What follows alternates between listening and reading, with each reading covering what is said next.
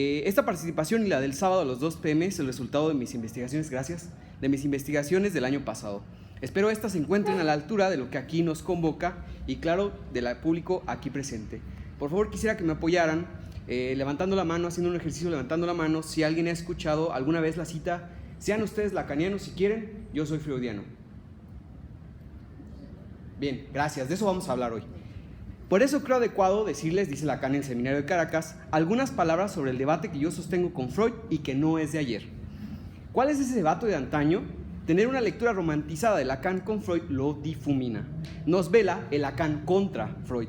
Esa crítica que hizo avanzar al psicoanálisis al estilo del paradigma kuhniano. El inconsciente, al ser una invención freudiana, abrió un nuevo campo. Pero los elementos en los que se orientó Freud para desarrollarlo, la geometría, la biología, la sociología, la noción de física, etc., son obsoletas y eso impide el avance del psicoanálisis. El paradigma de Freud es obsoleto.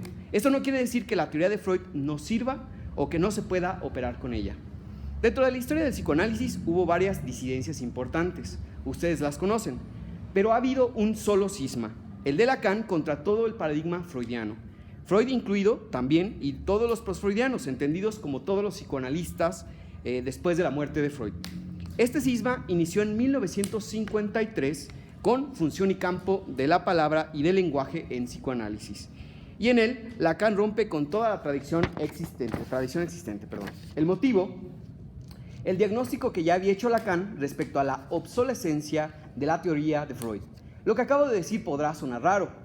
La cuestión es que, lamentablemente, se enseñan y se transmiten dos cuestiones erróneas. La primera es que se enseña que Lacan volvió a Freud porque todos se habían desviado del verdadero camino y él, como proyecto, iba a instaurar nuevamente la verdad de Freud. La segunda es que los postfreudianos se desviaron y tergiversaron las enseñanzas de Freud, emprendiendo desarrollos teóricos apócrifos y o risibles. Sobre el primer punto, Lacan no retornó a la fuente, no volvió al camino ni a los textos para seguirlos al pie de la letra. El retorno a Freud es una estrategia de Lacan para hacer una crítica profunda al psicoanálisis. Una cita de la apertura de la sección clínica del 77, como ejemplo. Y bien, diré que hasta cierto punto, dice Lacan, volví a poner en pie lo que dice Freud. Si hablé de retorno a Freud, es para que uno se convenza hasta qué punto es cojo. En esto no me detendré más, pues ya ha sido bastante trabajado por Eldenstein en su libro Otro Lacan. El segundo punto me parece es el que debemos señalar más. Los postfreudianos no se desviaron ni tergiversaron a Freud. Al contrario, los postfreudianos, a diferencia de hoy, eran muy buenos lectores de la obra freudiana, al grado de que entendieron, continuaron y desarrollaron el paradigma de Freud y por lo tanto su epistemología. Por risibles y o polémicos que nos parezcan hoy los planteamientos de los postfreudianos, lo cierto es que están enteramente fundamentados en el legado de Freud. Como señalan Norberto Bleichmann y Celia Lieberman, es tan freudiana la preocupación de Hartmann por las funciones yoicas como la de Klein por los objetos internalizados. Se pueden citar el yo y el ello en apoyo a Hartmann, duelo y melancolía para fundamentar a Klein. La consecuencia de continuar, en vez de desviarse, con la epistemología freudiana es la siguiente. No hay mucho psicoanálisis, solo hay dos. El del paradigma freudiano con todas sus múltiples ramificaciones y autores y el del paradigma lacaniano. El problema es que se plantea a Lacan como una ramificación o incluso como un accesorio de la teoría de Freud, cuando en realidad Lacan llegó para superar el paradigma freudiano. Ahora, si uno se pregunta la razón del marcado biologicismo de los autores postfreudianos, la respuesta se encuentra en Freud. Aquí dos muestras en 2 años muy distintos. La primera en Introducción al Narcisismo del 14. Nos formamos así la imagen de una originaria investidura libidinal del yo, seguida después a los objetos.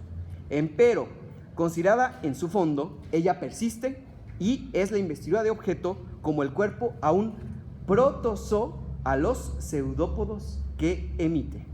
La segunda en esquema del psicoanálisis del 38.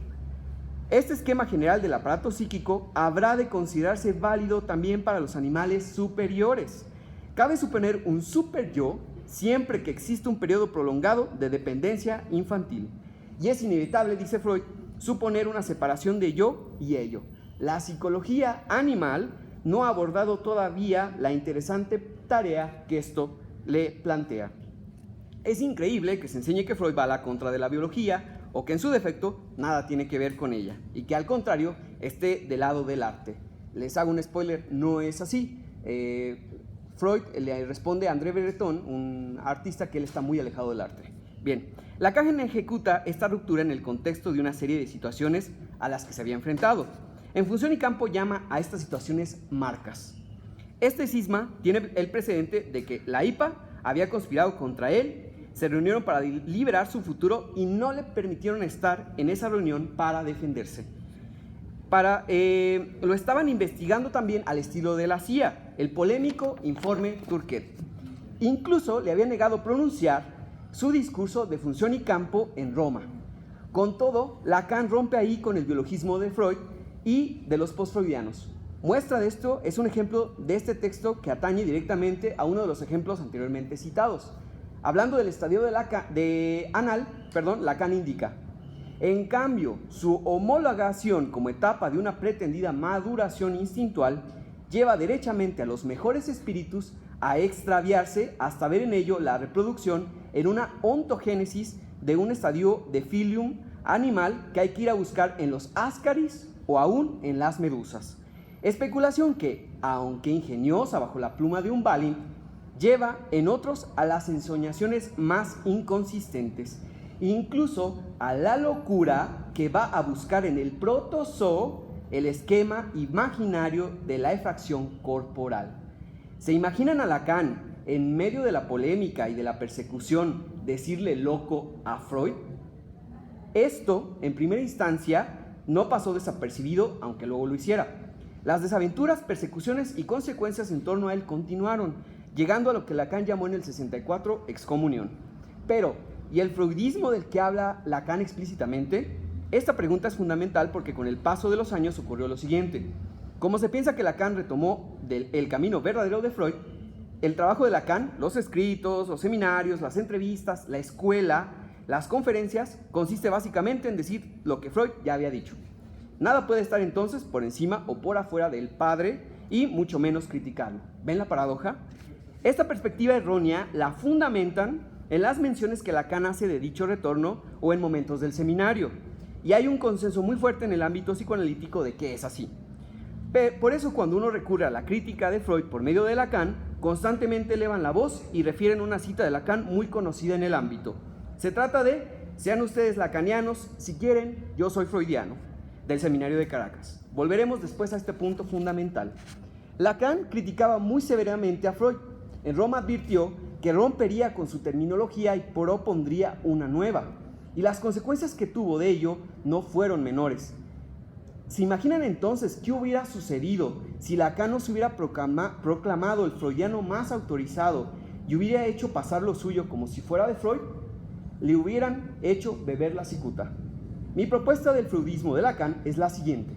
En una estrategia portentosa al más puro estilo de Fischer versus Boris Spassky, Lacan usó el decirse freudiano como una estrategia fundamentalmente política, para hacerse pasar por lo más cercano a Freud, ganarse el mayor respeto en el ámbito para, como un troyano, con la camiseta del equipo de Freud y con el 10 en la espalda, destruir el paradigma freudiano. ¿Por qué entonces se terminó creyendo que Lacan era un seguidor de Freud? No hay crimen perfecto y la estrategia fischeriana de Lacan tuvo sus consecuencias. Algunos terminaron por tomar lo virtual como lo real. Pero hay algo más, algo casi siniestro. Miller es el responsable de emprender el reverso de lo que Lacan hizo. Él apuesta por editar el paradigma lacaniano para que encaje con el freudiano. Uno de los efectos de esta estrategia es lo que, en un análisis maestro, Eldenstein diagnostica como el psicoanálisis milleriano, es decir, un psicoanálisis freudo-lacaniano. Por eso el freudo-lacanismo pulula. Así, actualmente estamos en un momento histórico en el psicoanálisis. Esto hace que seamos partícipes de un debate muy similar en importancia y consecuencias al de Lacan, a saber, si vamos a posicionarnos en el paradigma lacaniano o en el paradigma freudo-milleriano, que se hace pasar por lacaniano. Ya que estamos en el marco de la presentación de apertura para otro Lacan propuesto por Eldenstein, es menester plantear lo siguiente. Así como a partir del 53 los psicoanalistas se vieron orillados a decidir entre dos posiciones, ya sea del lado de Freud por medio de la IPA o del lado de lo subversivo con Lacan, actualmente ocurre algo similar pero más silencioso. Lo sepamos o no, nos vemos enfrentados a decidir si nos posicionaremos en el estudio crítico del paradigma lacaniano o del lado de Eldenstein o si nos posicionaremos del lado del paradigma freudiano con el pseudo-lacanismo de Miller, en donde se anula la matemática y se realza la ontología y poesía.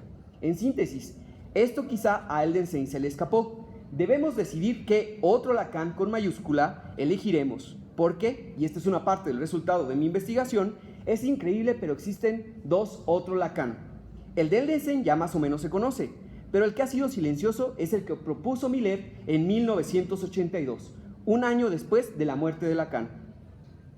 En ese lugar, después de reconocer que Lacan tenía un arduo debate con Freud, Miller dice, y lo cito: quisiera, en cambio, indicar cómo se puede hacer concordar a Lacan con Freud, porque quiero también poner el acento en el Lacan freudiano y no solamente en el Lacan lacaniano. Miller, casi imitando a Lacan en el 53, anuncia en 1982 lo que será su proyecto: su ruptura con Lacan, al que llama lacaniano, para afiliarse a Freud y hacer de Lacan el freudiano que nunca fue. La otra parte de mi descubrimiento tiene que ver con esto que Miller dice, el hecho de que reconoce el debate de Lacan con Freud. Este debate Lacan lo resumió en el 80, también en Caracas. ¿Por qué pronunció esas palabras Miller en el mismo lugar en el que Lacan 2 años antes había pronunciado y resumido su debate con Freud? Bien, y aunque parezca risible esto que voy a decir, esto que les mostraré, me atrevo a decir aceptando todas mis limitantes, solo lo saben quienes estuvieron en el seminario de Caracas escuchando a Lacan, incluyendo Rabinovich y a Patrick Balázs y a quienes ellos le hayan contado. Alfredo Eldenstein, al que le compartí esto en un intercambio de correspondencia electrónica a finales del año pasado, y a quienes él le haya contado, y tercero, ahora ustedes lo van a saber. Nadie más lo sabe. Esto significa el mayor hallazgo que he hecho en todos los años que llevo dentro del psicoanálisis.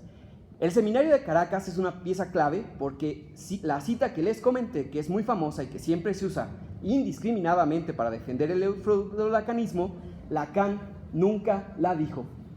Ahora puede parecer que es mucha la gente que lo sabe, pero tomando en cuenta la fama internacional de esa cita y el hecho de que el 99% de versiones que circulan de este seminario, incluida la oficial, aparece algo que Lacan no dijo, hace que esto sea prácticamente desconocido. A continuación, les leeré lo que aparece de manera oficial en ese escrito. Ustedes, si buscan, verán que esto aparece en todas las versiones disponibles. Vengo aquí antes de usar mi causa freudiana. Como ven, mantengo ese adjetivo. Sean ustedes lacanianos si quieren, yo soy freudiano. Por eso creo adecuado decirles algunas palabras acerca del debate que mantengo con Freud y que no es de ayer.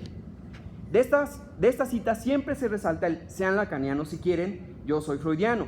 Y queda relegado el por eso creo adecuado decirles unas palabras acerca del debate.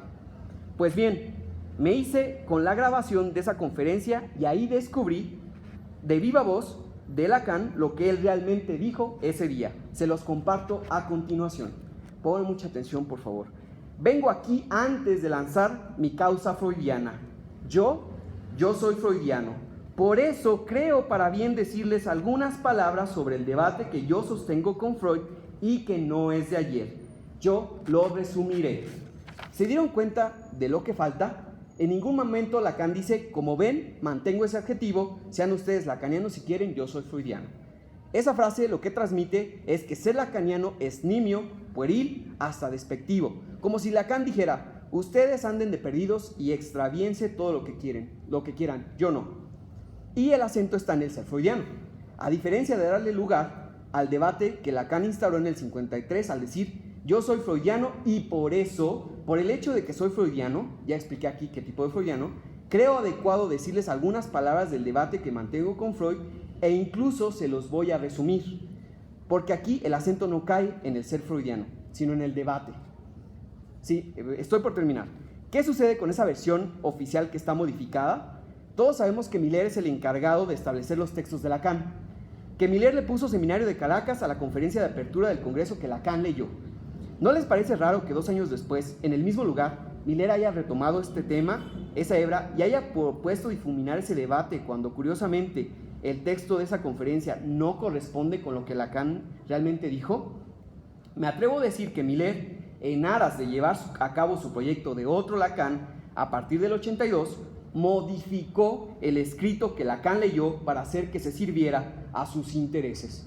Me sumo a la polémica sospecha que tenían los alumnos de Lacan de los años 79, 80 y 81 acerca de que Miller escribía o firmaba por Lacan, y que Roudinesco expone en su colosal libro Lacan, esbozo de una historia, de una vida, historia de un sistema de pensamiento. Quizá esto que expongo convierta lo que solo es una sospecha en una prueba. Cierro con esto. No es pues azaroso que existan 2 otros Lacan, uno del 82 y otro del 2015. Ni es azaroso que cada uno exponga una posición radicalmente opuesta el uno del otro. Para mí es una expresión del orden del Sapar. Nos toca a nosotros estudiar, reflexionar y sobre todo asumir una posición. Y una cosa más, cuando escuchen a alguien decir, sean ustedes lacanianos si quieren, yo soy freudiano, ya saben que Lacan nunca dijo eso. Muchas gracias.